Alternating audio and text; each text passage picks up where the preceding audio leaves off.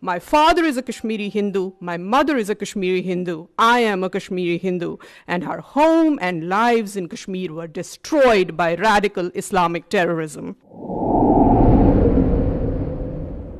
I'm glad these hearings are happening today, because when my family and I lost our homes, our livelihood, and our way of life, the world remained silent.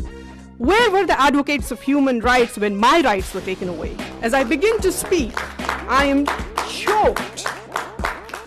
As I begin to speak, I'm choked by the thoughts of those voices I represent here, because their voices were extinguished in the most brutal fashion. I am a member of the minority Hindu community from Kashmir, victim of the worst ethnic cleansing witnessed in independent India.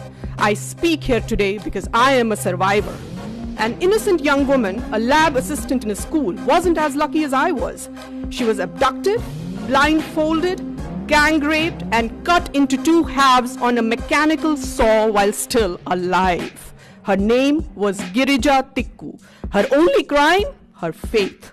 I am her voice today. I'm glad these hearings are happening today, because when my family and I lost our homes, our livelihood, and our way of life, the world remained silent.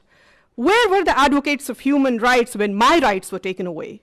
Where were they on the night of 19th January 1990, when there were voices blaring from all mosques in Kashmir that they wanted Kashmir with Hindu women but without Hindu men?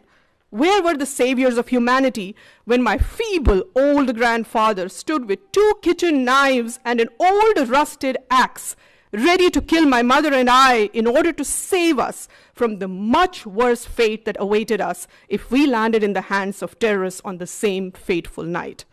My people were given three choices: flee, convert, or die. Around 400,000 Kashmiri Hindus fled right after that night of horror. They survived. Those who didn't were killed. Today, 30 years later, I'm still not welcome in my home in Kashmir. I am not allowed to follow my faith without fear. My house in Kashmir is illegally occupied, as those of countless others in my community. Those that are not occupied have mostly been burned down or are ransacked. Thousands of our temples have been vandalized, desecrated, and lay in ruins. Every effort has been made to eradicate Hinduism from Kashmir. Today, Kashmir is home to only one religion.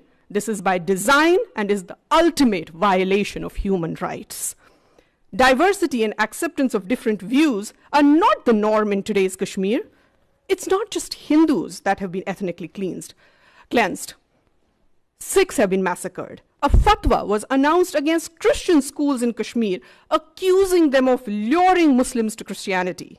What human rights are we talking about when all minorities have either been driven out or silenced?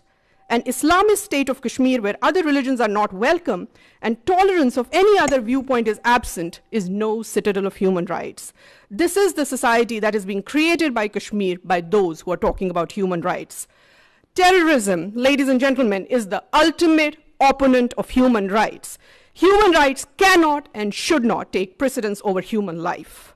Everyone who stands for freedom, liberty, and right to life should worry about radicalization that fuels terror. A 65-year-old shopkeeper, Ghulam Muhammad Mir, gets killed by the terrorists because he opened his shop to earn his livelihood. Truck drivers and apple traders are shot dead by terrorists for simply wanting to earn their livelihood. The simple act of earning livelihood in Kashmir today is prohibited by terrorists because earning a livelihood would show that Kashmir is moving towards normalcy. I ask you, who are these people who fear normalcy in Kashmir? Who are these people who talk about human rights but fear free movement, free thought, and the right to earn livelihood? Abrogation of Article 370 that has raised so much concern around the world is in fact a restoration of human rights. Indian Constitution, which is modeled on the US Constitution. Indian Constitution. Excuse me, everybody. Indian Constitution, which is modeled on the. I want to say, we want to give everybody the respect of listening to them. So I would urge that nobody interrupt. Thank you so much, All right. Chairman. I was saying that Indian Constitution, which is modeled on the US Constitution, is the most liberal document in the world. The Constitution was not applicable to J&K in totality as long as Article 370 was in force. After abrogation of Article 370, people of Jammu and Ladakh have been liberated from the tyranny of being half citizens in their own country. Child marriage, which was responsible for child trafficking and sex trafficking, has been made illegal in Kashmir.